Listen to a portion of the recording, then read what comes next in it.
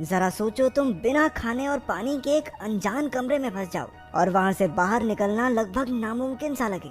कुछ ऐसा ही होता है हमारी आज की कहानी में। पूरी रात शराब पीने के बाद एक आदमी जब सुबह उठा तो उसके सर में तेज दर्द होने लगा। वो अपनी साइड में देखकर डर गया कि एक मरा हुआ चूहा बिल्कुल उसके बगल में पड़ा था। जल्द ही उसे एहसास हुआ कि वो एक तिजोरी जैसे कमरे में कैद है, जिसमें एक लोहे का दरवाजा और एक अलमारी है। बहुत सारी मक्खियाँ उसके आसपास भिनभिना रही थी। उनमें से कुछ मरे हुए चूहे से अपना पेट भरने में बिजी थी। इसके बाद उस आदमी ने घड़ी में देखा कि सुबह के 9 बज रहे थे। उसने वो लोहे का दरवाजा खोलने की बहुत कोशिश की, लेकिन कोई फायदा नहीं हुआ। उसने दरवाजा पीट पीट कर चिल्लाना शुरू कर दिया, लेकिन बाहर से कोई जवाब नहीं आया। उसे कोई अंदाजा नहीं था कि वो इस कमरे में कब और कैसे पहुंचा। थोड़ी देर बाद उसे पेशाब का प्रेशर बनने लगा और अब उसे बहुत जोर से वॉशरूम जाना था। पहले तो उसे लगा कि उसके साथ किसी ने मजाक किया है। उसे लग रहा था कि ये काम फ्लेचर नाम के एक आदमी का है जो उसके साथ काम करता था। वो मजाक में कहने लगा कि बाहर आते ही उसे नौकरी से निकाल देगा। लेकिन थोड़ा वक्त बीत जाने के बाद उसे एहसास हुआ कि बाहर किसी के होने का नामो निशान ही नहीं था। उसने जेब से अपना फोन निकालकर फ्लेचर को कॉल लगाई, लेकिन वहाँ सिग्नल ही नहीं थे। इसका सीधा मतलब ये था कि बाहरी दुनिया से उसका संपर्क पूरी तरह टूट चुका है। उसने कमरे में मौजूद उस लोहे की अलमारी को भी खोलने की कोशिश की, लेकिन वो भी पूरी तरह बंद थी। कमरे में चलकर उसने छिपे हुए कैमरे भी ढूंढने चाहे, लेकिन वहाँ ऐसा कुछ नहीं था। अब उसकी समझ में कुछ नहीं आ रहा था और धीरे धीरे उसका चिड़चिड़ापन गुस्से में बदलने लगा। उसने जोर जोर से अपने कलीग्स पर चिल्लाना शुरू कर दिया। गुस्से से भरकर उसने अपनी बेल्ट उतारी और लोहे का दरवाजा पीटने लगा। कुछ देर बाद वो थक कर रुक गया, क्योंकि उसने एक दिन से कुछ खाया भी नहीं था। उसने चिल्लाकर कहा कि अगर उसे बाहर नहीं निकाला तो वो सबको पुलिस के हवाले कर देगा, लेकिन फिर भी बाहर से कोई जवाब नहीं आया। पूरा एक दिन बीत गया था। अब उसने नींद से उठकर अपना फोन चेक किया, लेकिन फोन भी उसके हाथ से छूटकर नीचे गिरकर टूट गया। वहाँ न खाना था न पानी, इसलिए जिंदा रहने के लिए उसे कुछ तो करना ही था। उसने अपना जूता उतारा और मजबूरी में उसी में पेशाब करके पी गया। अकेलेपन और भूख की वजह से अब वो पागल सा होता जा रहा था। अचानक उसे ऊपर लगी ट्यूबलाइट में एक चाबी दिखाई दी। उसने तुरंत लाइट तोड़कर चाबी बाहर निकाली। उस चाबी की मदद से वो लोहे की अलमारी खुल गई, जिसके अंदर उसे प्योर ऑक्सीजन के 2 कैंस और छेनी हथौड़ी जैसे कुछ औजार मिले। उसने औजारों की मदद से वो लोहे का दरवाजा तोड़ने की कोशिश की, लेकिन दरवाजे पर एक खरोंच तक नहीं आई। वो वेल्डिंग मशीन के जरिए दरवाजे को जलाने लगा, लेकिन उसे उसका इस्तेमाल नहीं करना आता था। वेल्डिंग गन की आग देखकर उसे एक आइडिया आया। उसने आग का इस्तेमाल करके फायर अलार्म को ट्रिगर करने का प्लान बनाया, जिससे उसे थोड़ा पानी नसीब हो जाए। लेकिन बदकिस्मती से वो अलार्म नकली निकला। इसके बाद उसने छेनी हथौड़ी से दरवाजे का ताला तोड़ने का प्लान बनाया, लेकिन वो दरवाजा इतना मजबूत था कि उसे तो दया तक न तोड़ पाए। भूख और प्यास से बेहद परेशान होकर वो डिप्रेशन में जाने लगा। उसने अपना गुस्सा निकालने के लिए अलमारी को जोर जोर से पीटना शुरू कर दिया, लेकिन कुछ देर बाद वो फिर से शांत होकर बैठ गया। तभी उसे दीवार में एक छेद दिखाई दिया। वो तुरंत छेनी हथौड़ी लेकर उसे तोड़ने लगा।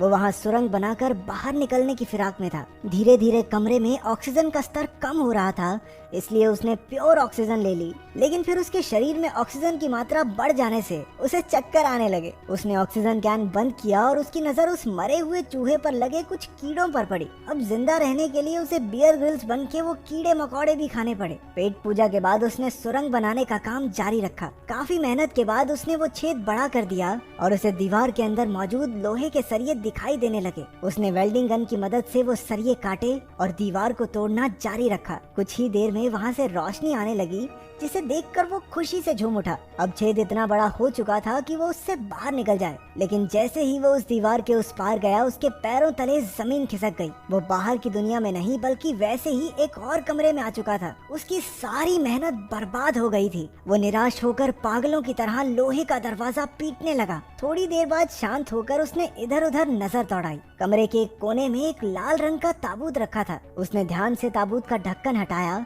और उसके अंदर एक सुंदर सी लड़की को देखकर उसकी आंखें खुली की खुली रह गई। वो मरी हुई तो नहीं लग रही थी, तो शायद गहरी नींद में सो रही होगी। जब उस आदमी ने लड़की को जगाया तो वो बुरी तरह से डर जाती है। जब उसने उससे बात करने की कोशिश की तो पता चला कि वो एक दूसरे की भाषा नहीं समझते थे। वो लड़की डर कर उसी के पुराने कमरे में जाकर छिप गई। उस आदमी में उसे कुछ भी समझा पाने की ताकत ताकत बची ही नहीं थी, इसलिए उसने ताबूत में ही सोकर रात गुजारने का फैसला किया। लेकिन बीच रात में ही डरी हुई लड़की ने आकर उसे जगा दिया। उसने आदमी को सुरंग का काम जारी रखने का इशारा किया, लेकिन भूख प्यास की वजह से कुछ भी करना उसके लिए नामुमकिन था। इतने दिन काम करते करते उसके हाथों पर भी चोट आ गई थी और उसे अब आराम की सख्त जरूरत थी। उस लड़की ने खुद ही औजार उठाकर सुरंग खोदनी शुरू कर दी, लेकिन ये इतना भी आसान नहीं था। थोड़ी देर बाद उसे पेशाब आ गया और वो दूसरे कमरे की ओर भागी, लेकिन आदमी ने उसे वहीं रोक लिया। वो इशारा करके उसे कुछ समझाने लगा। असल में उसने 3 दिन से पानी नहीं पिया था और उस लड़की का पेशाब उसके लिए बेशकीमती था। थोड़ा हिचकिचाते हुए लड़की ने उसकी बात मानकर उसके जूते में पेशाब कर ही दिया। अपनी जान बचाने के लिए उसे ये वाहियात काम भी करना ही पड़ा। हालांकि वो लड़की उसकी भाषा नहीं समझती थी, लेकिन आदमी को देखकर वो ये समझ चुकी थी कि यहाँ जिंदा रहने के लिए क्या करना होगा। फिर आदमी उसे कीड़े खाने भी सिखाने लगा, लेकिन वो कीड़े खाने से साफ मना कर देती है। इसके बाद आदमी उस कमरे की दीवार पर छेद करने के काम में लग गया, लेकिन काफी वक्त लगे रहने के बाद भी वो छोटा सा ही छेद कर पाया। इसे देखकर वो लड़की निराश होकर रोने लगी। ये दीवार टूटती क्यों नहीं है? टूटेगी कैसे, अंबुजा सीमेंट से जो बनी है। आदमी ने एक गाना गाकर उसे शांत किया और वो भी उसके साथ गाने लगी, लेकिन तभी गलती से उस आदमी के हाथ पर हथौड़ा लग गया। लड़की ने तुरंत अपने सर का कपड़ा निकालकर उसके जख्म पर लगाया। देखते ही देखते उनमें दोस्ती हो गई और दोनों इकट्ठे खोदने का काम करने लगे। अचानक लोहे के दरवाजे का ताला अपने आप घूमने लगा। दोनों भागकर उसकी ओर गए, लेकिन ताला फिर से पहली वाली जगह पर आ गया। काफी देर ट्राई करने के बाद उन्हें समझ आ गया कि जब तक वो दरवाजे से पीट करके रखेंगे तब तक ताला खुलता रहेगा। धीरे धीरे वो पीट करके दरवाजे के करीब पहुँचे। आखिरकार इस तरकीब से दरवाजा खुल गया और दोनों तीसरे कमरे में पहुँच गए। बदकिस्मती से ये भी वैसा ही सेम कमरा था जहाँ एक खाली कब्र रखी गई थी और पहले जैसा ही लोहे का दरवाजा भी था। लड़की ने समझदारी दिखाई और जल्दी से पिछले कमरे से सारे औजार उठाकर ले आई। उन्होंने इस दरवाजे को भी पहले की तरह खोलने की कोशिश की, लेकिन वो जो भी करते दरवाजा बंद ही रहता। अब उनके पास कब्र खोदकर सुरंग बनाने के अलावा कोई रास्ता नहीं बचा था। अब उस आदमी के शरीर में बिल्कुल ताकत नहीं बची थी और वो चक्कर खाकर गिर पड़ा।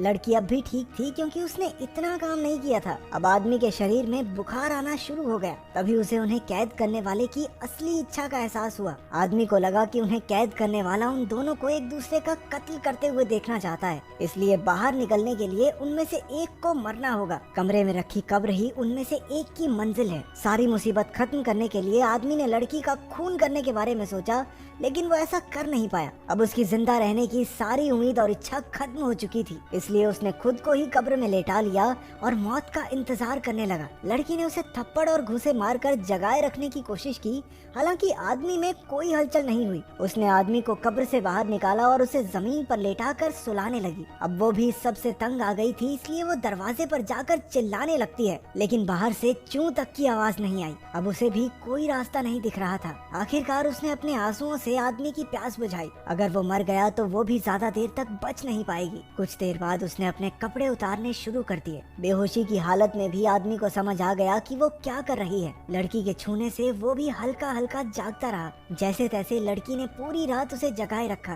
कुछ देर बाद दोनों थक कर जमीन पर सो गए। थोड़ी देर बाद जब आदमी की आंख खुली तो उसने देखा कि लड़की उसके पास ही सो रही थी। रेंगते हुए वो दूसरे कमरे तक गया और ताबूत से कपड़ा निकाल कर उसने लड़की को उड़ा दिया। इसके बाद वो कमजोरी से एक बार फिर बेहोश हो गया। तभी उसे ताले के घूमने की आवाज सुनाई दी। दोनों तुरंत उठ गए और पिछली बार की तरह इस बार भी दोनों ने दरवाजे की तरफ पीठ करके आगे बढ़ना शुरू किया। अब आदमी इतना ज्यादा कमजोर हो चुका था कि खुद से चल भी नहीं पा रहा था। लड़की किसी तरह उसे सहारा देकर अपने साथ दरवाजे तक ले जाती है। अचानक इस बार दरवाजा खुल गया और एक बेहद खूबसूरत नजारा उनकी आंखों के सामने आया। लोहे के दरवाजे के बाहर की दुनिया किसी स्वर्ग से कम नहीं थी। चारों ओर बेहद सुंदर झरने, पक्षी और फूल फैले हुए थे। इतना सुंदर नजारा उन्होंने आज तक नहीं देखा था। दोनों ने एक दूसरे की ओर देखा और खुशी से मुस्कुराने लगे। इतनी मुश्किलें सहने के बाद उन्हें आखिरकार इतना खूबसूरत अंत मिला।